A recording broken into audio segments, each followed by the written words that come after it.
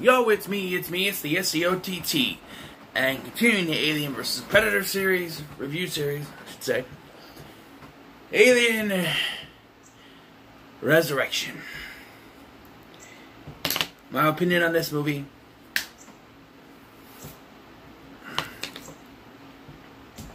Okay, that's it.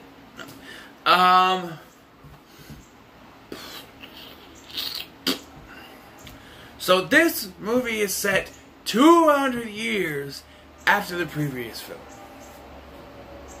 And it's not actually Ripley, it's a clone of Ripley, the 8th clone, I believe, that they used by fusing her and the xenomorph DNA so they could get the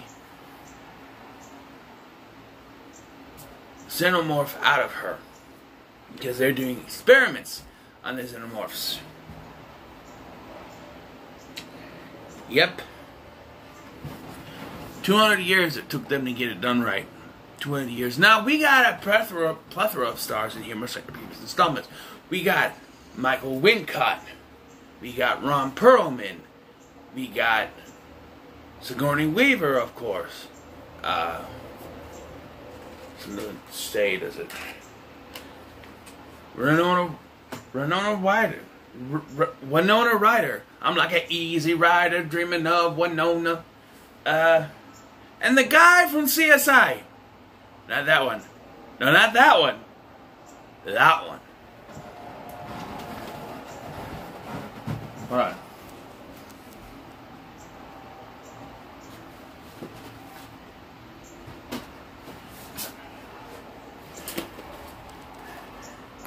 That one. I could have... Not that one. Not that one. There you go. That one. That guy. With dreadlocks. And if you don't know who Michael Wincott is, he was in The Crow. He was a bad guy. So...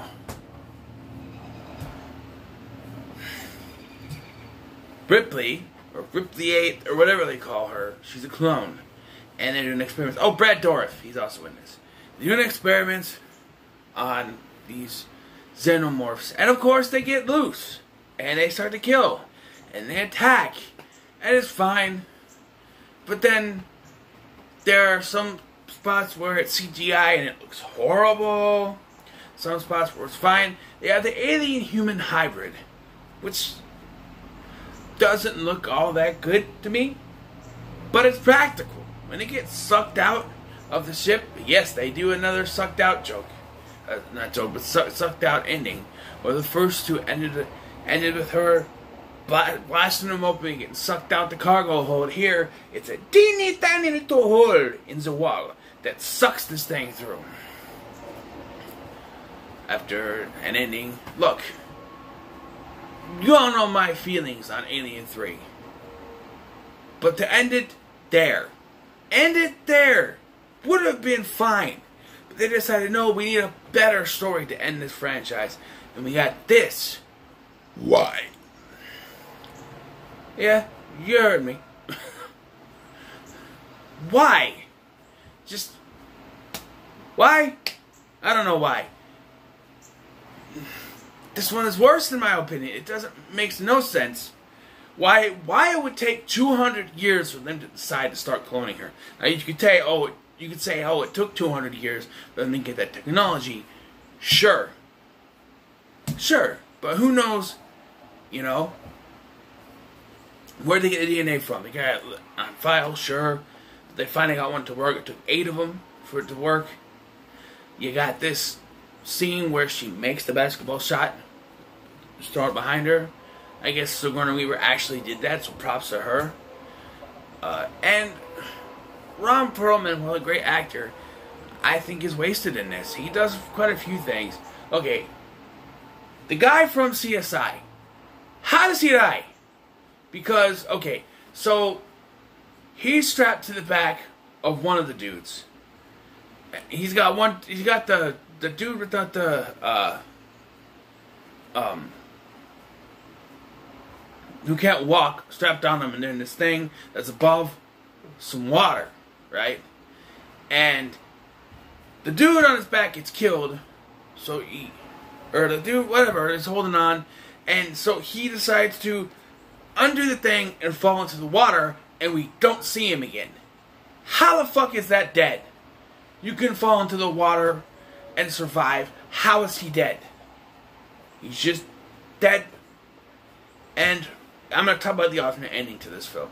So the end of this film have them, killing that one, escaping, and making their way back to Earth, and that's the end. In the alternate ending, they make it to Earth, and it's a wasteland. Complete wasteland. Apocalypse has come. It's over.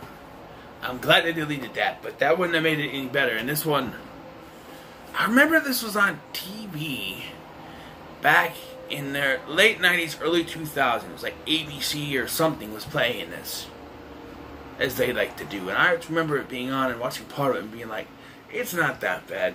Revealing Winona Ryder as a synthetic, as they call them. Okay, sure, you got a synthetic in the other three. We gotta have, in this one, even though in the third one it was barely used. Bishop was at the beginning of it, but here we gotta have some synthetic, and so it's Winona Ryder. Sure. But at the beginning of this, Winona Ryder's character is convinced that they have to kill Ripley.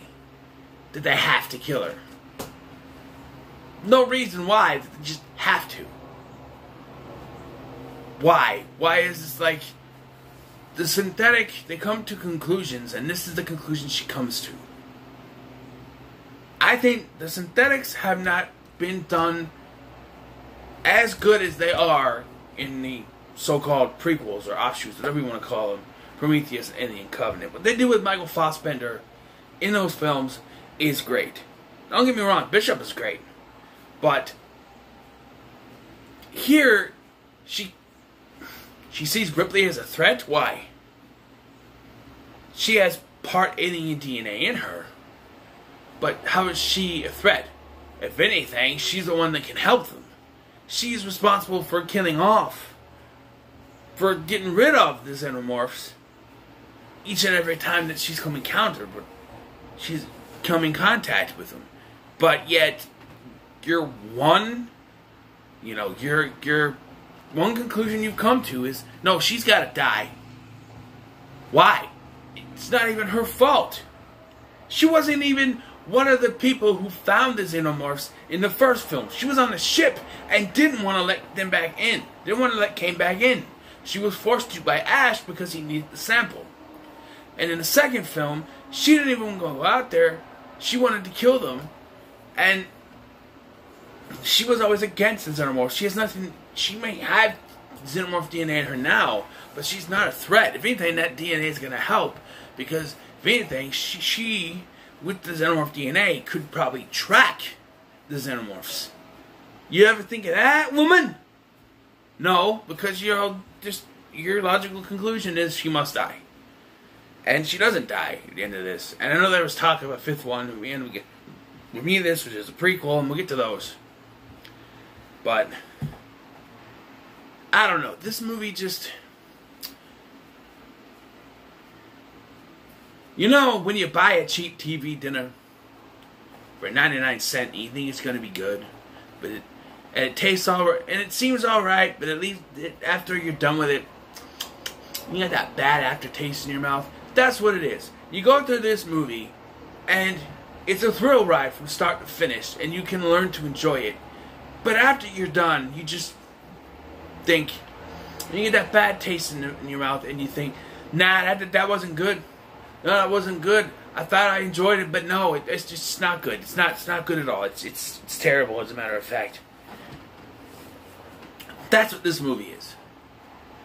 That's what this movie is. It's a thrill ride from start to finish. You think, okay, that's fine, and then after you sit there for a while, you get that aftertaste going, and realize, no, that sucked. That sucked.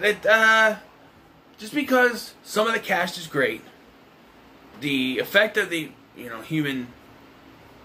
alien-human hybrid, and Brad Dourif clearly giving it his all.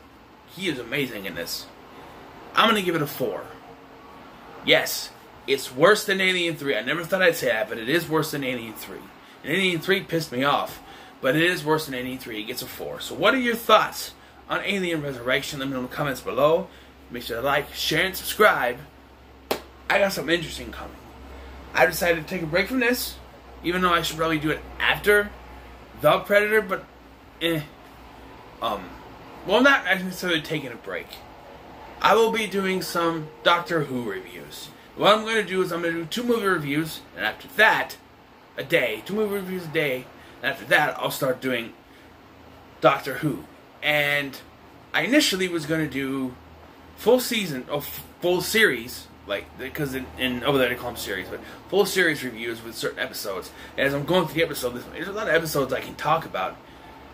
They're short seasons, so, or short series, whatever you want to call them. So I'm going to talk about each episode, but I'm going to do a video that's sort of a retrospective for those of you who don't know what it is, and kind of explain what I can about the series before I start on the reviews. So it'll be like 2 reviews a day, and then 2 movie reviews, and then Doctor Who for the rest of the day. Should be fun.